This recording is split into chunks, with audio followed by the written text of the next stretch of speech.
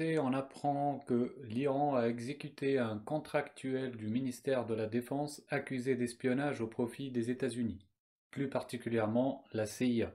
Ensuite, concernant les Gilets jaunes, en ce samedi 22 juin 2019, acte 32, le ministère de l'Intérieur a dénombré 11 800 participants, dont 1100 à Paris, une mobilisation en légère hausse puisque la semaine dernière, 7000 participants, parmi lesquels 950 rien qu'à Paris, avaient été comptés par la place Beauvau. D'ailleurs, ce très mauvais hasard a encore frappé pour détourner les merdias des Gilets jaunes, parce que vers 5h05 précisément, un important incendie s'est déclaré dans un immeuble des années 70 rue de Nemours, dans le 11e arrondissement de Paris. On nous dit 200 pompiers ont été mobilisés, appuyés par une cinquantaine d'engins, pour maîtriser les flammes. L'incendie a causé la mort de 3 personnes. 2 personnes ont été retrouvées calcinées, probablement piégées par la fumée en tentant de sortir. Enfin, une jeune femme a été retrouvée également, mais on ne sait pas si elle s'est défenestrée ou si elle a essayé de passer par l'échafaudage, a précisé la mairesse de Paris, Anne Lafoldingo. Le porte-parole des pompiers, Florian Lointier, nous dit que les causes de l'incendie ne sont pas connues pour le moment, que le feu a pris dans une cage d'escalier, dans un restaurant et dans un hammam principalement.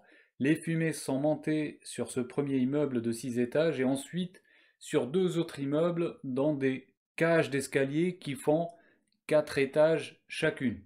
On sait aussi et surtout, mes amis, que le bâtiment concerné était en cours de réfection au niveau de ses façades, comme par hasard. Ces échafaudages, ces travaux, ça rappelle beaucoup d'autres incendies criminels par le système forcément, le plus célèbre desquels, Notre-Dame de Paris, l'attentat contre Notre-Dame de Paris. De nombreux habitants pourraient ne pas pouvoir retourner dans leur appartement, mais l'incendie aurait pu faire beaucoup plus de victimes. Les habitants ont en majorité respecté les consignes de sécurité et sont restés chez elles en attendant l'intervention des pompiers. D'ailleurs, un témoin raconte, vers 5h05 du matin, des gens ont crié au feu et l'alarme incendie de ma copine a sonné. Je l'ai réveillée et on a appelé les pompiers. Ils nous ont dit de rester à l'intérieur, mais c'était trop suffocant. C'est totalement incroyable, mes amis. Je n'arrive pas à comprendre pourquoi avoir intimé aux habitants, au téléphone, de rester chez eux, lorsqu'on voit qu'il y a eu une femme qui a fini par se défenestrer, 2 personnes qui sont mortes calcinées, 27 autres, on nous dit, blessés légèrement par les fumées toxiques.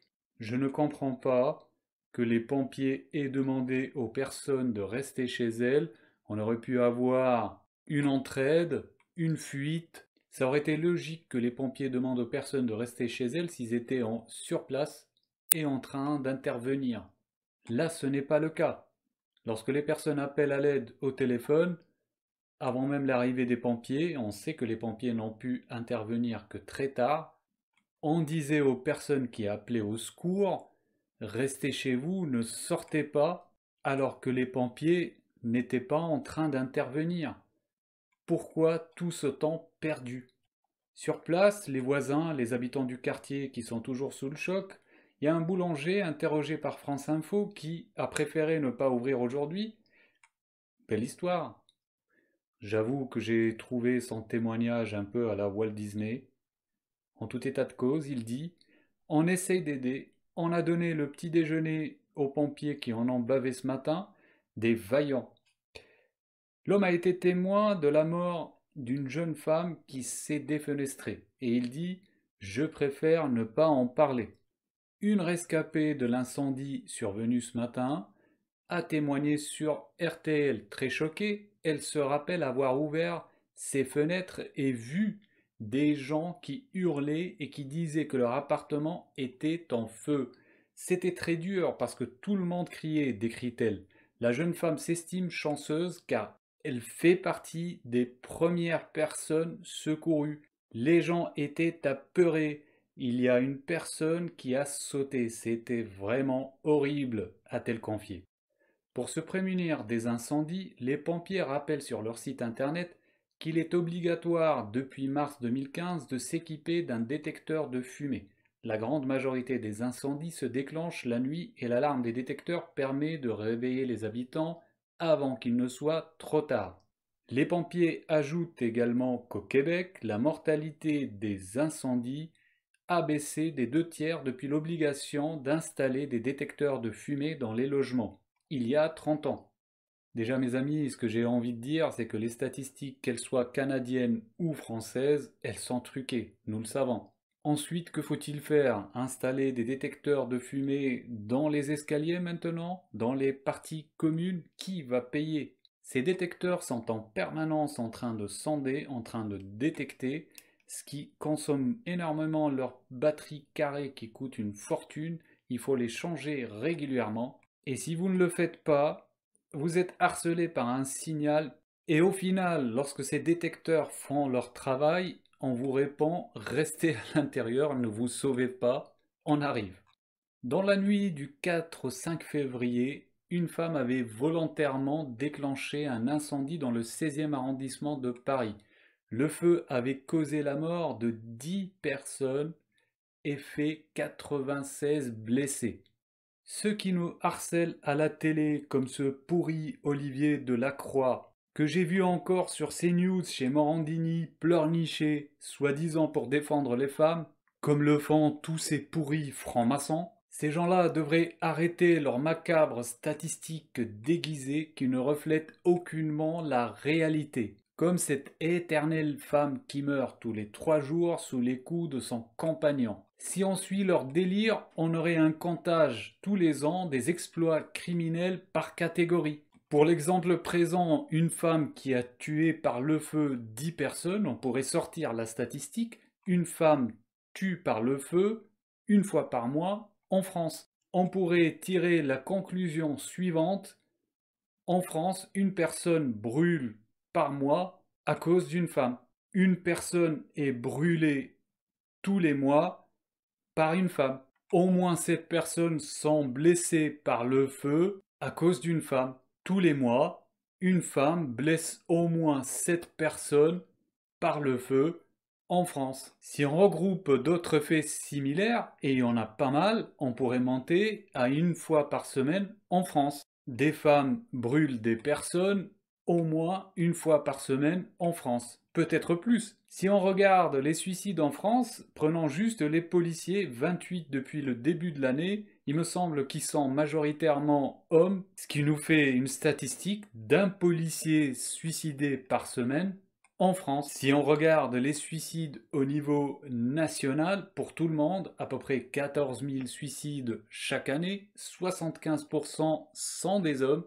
En suivant le délire des francs-maçons qui font le tri entre les sexes intentionnellement, bien entendu pour créer la division, et bien force est constater que les prisons sont pleines d'hommes et que les suicidés sont majoritairement des hommes dans ce pays. Et là, si on voudrait compter à la journée, le chiffre serait astronomique, ne serait-ce que pour les suicides. On aurait 60 hommes suicidés par jour. Et si on ajoute à ce chiffre tous ceux qui ont été tués, assassinés, on est très très loin d'une femme morte tous les 3 jours. Il est évident que ce sont les hommes qui sont tout en haut de ce palmarès macabre des morts. Je ne nie aucunement la souffrance féminine.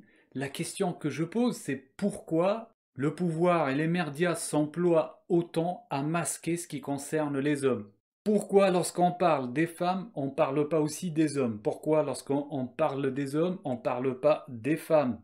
Lorsqu'on parle de la souffrance féminine, pourquoi on ne met pas la souffrance masculine sur le même débat?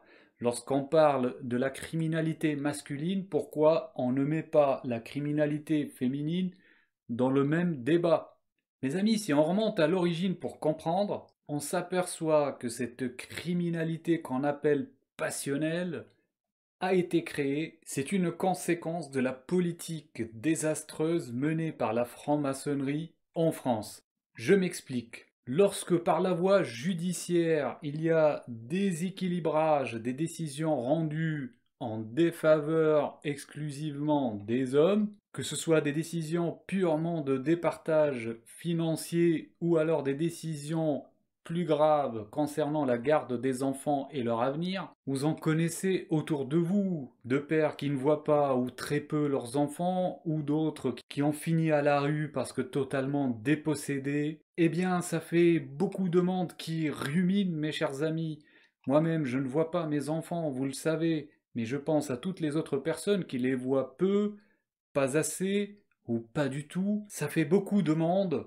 Et lorsqu'on tire sur l'élastique, au bout d'un moment, quelques personnes craquent. Ces personnes qui ne voient pas un mot sur leur situation dans les merdias, ces personnes qui se pensent à un cas isolé, sont transformées en bêtes sauvages, une bête blessée qui veut se venger. Quelques personnes encore, pas tout le monde, commettent l'irréparable, que ce soit de simples agressions jusqu'au plus terrible, le meurtre. Ce type de fait divers, on y est habitué malheureusement. Un père qui tue toute sa famille se suicide ou alors juste son ex-femme se suicide ou se rend. D'après moi, ça fait la majorité des cas de femmes tuées ou battues. Et c'est ce que cherche la franc-maçonnerie. C'est à maintenir en permanence cet état de délinquance et de criminalité dans la société pour la garder divisée. Et ce n'est pas prêt de s'arrêter lorsque vous continuez à alimenter cette bête, cette industrie à criminalité en déséquilibrant encore et encore les décisions judiciaires, lorsque dans les merdias vous continuez à masquer le volet de la souffrance des hommes pour monter les femmes en permanence contre les hommes, eh bien vous avez toutes les chances de continuer à créer de futurs potentiels criminels, délinquants, avec de futures potentielles victimes, femmes. Vous le savez, la franc-maçonnerie et le pouvoir, le système règnent sur le chaos, sur les problèmes. Leur intérêt ne sera jamais que la criminalité cesse. C'est pourquoi ils alimenteront en permanence le brasier, et notre intérêt à nous, c'est de s'éveiller les uns les autres, les femmes particulièrement, qu'elles sortent de cette corruption intellectuelle. Nous avons besoin de repartir sur de nouvelles bases, un système égal à égal, pas de hiérarchie dans la souffrance, pas de hiérarchie non plus dans la monstruosité, l'égalité des droits, mais aussi l'égalité des responsabilités, l'égalité des droits, mais aussi l'égalité de la médiatisation. Il faut chasser ensemble les francs-maçons du pouvoir. Il faut récupérer notre pays et partir sur des bases saines. Je vous assure qu'on n'aura jamais une criminalité comme celle qu'on a connue depuis la création de la République, et même d'avant. Mes amis, je pourrais vous en dire beaucoup, beaucoup, beaucoup plus sur ce sujet que je connais très bien. Mais je vais continuer, alors sachez que le 6 avril aussi, un autre feu s'était déclaré dans un immeuble du 19e arrondissement de Paris. Il était suivi d'une explosion sans faire de victimes cette fois-ci. Le feu s'était propagé très rapidement du 2e au 5e étage de l'immeuble et avait mobilisé 80 pompiers. Et sur ce point, mes amis, j'ai envie de dire, le chiffrage du nombre de pompiers présents à chaque fois, il est plus que douteux. Pourquoi on a des chiffres ronds 80 pour une explosion suivie d'un incendie, et là 200 pour un incendie, 400 pour l'incendie de Notre-Dame de Paris. Concernant Notre-Dame de Paris, il y a un grand parvis, 2 pans. On a vu quelques pompiers positionnés dessus, mais on est très très loin du chiffre de 400 pompiers et autant de véhicules. Là, pour le cas présent, l'incendie de ce matin, les ruelles étaient étroites, on ne pouvait pas caser 200 pompiers. Ou alors qu'on nous dise, qu'est-ce qu'ils faisaient? Ils étaient juste là à éloigner pour soutenir les autres. C'était 200 pompiers dans les cages d'escalier en même temps. Qu'est-ce que ça veut dire au final? Et là, le 6 avril, lorsque nous avons une explosion suivie d'un incendie dans un immeuble, il a suffi de 80 pompiers. Il y a des flous et beaucoup, beaucoup de loups, mes amis. Des requins, des hyènes aussi en col blanc qui nous tiennent. Pour finir, mes amis, sachez que le parquet de Bobigny a requis jeudi la condamnation de Alain Soral, essayiste, comme ils disent, d'extrême droite, à 2 ans de prison ferme pour avoir diffusé un clip de rap Gilets jaunes dénoncé comme antisémite.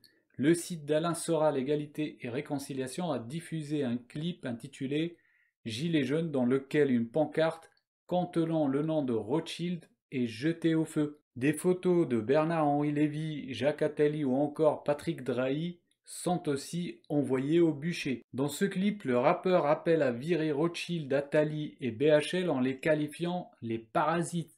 Selon une des avocates des parties civiles, Soral, de son vrai nom Alain Bonnet, était en état de récidive légale. Le jugement a été mis en délibéré au 19 septembre. Le clip est d'une particulière violence parce que c'est un rap de propagande dans lequel on a distillé des messages extrêmement antisémites d'appel à la haine contre les juifs, a déclaré Liana Soskin, avocate de la LICRA, partie civile avec notamment l'UEJF et SOS Racisme.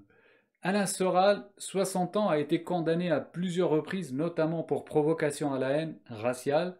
Le 15 avril, il avait été condamné à 1 an ferme pour négationnisme. Le tribunal correctionnel de Paris avait alors ordonné un mandat d'arrêt contre lui. Mais le parquet avait refusé d'exécuter ce mandat d'emprisonnement, estimant qu'il n'avait pas de base légale.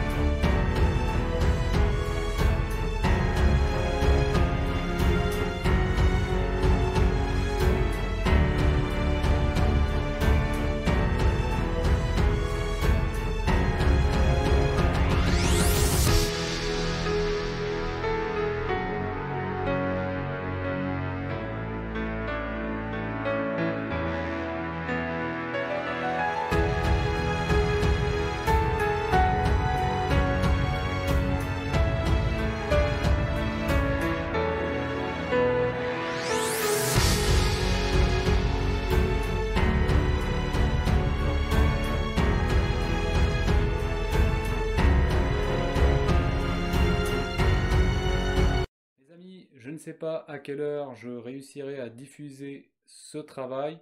J'avais encore beaucoup d'autres choses à dire, mais je manque de temps et certainement aussi de moyens. Je finis donc en vous souhaitant une bonne nuit et en vous disant à demain comme d'habitude.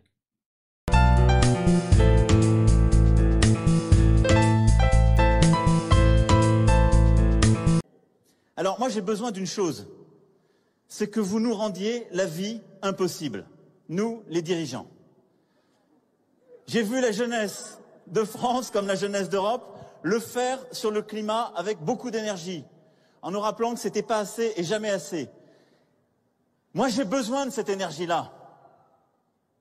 J'ai besoin de ces mouvements, de ces indignations, y compris de ces prises à partie du président de la République, du gouvernement. Mais j'ai besoin que ce soit fait partout en Europe et dans le monde. Parce que plus vous faites ça, plus ça nous oblige à bouger.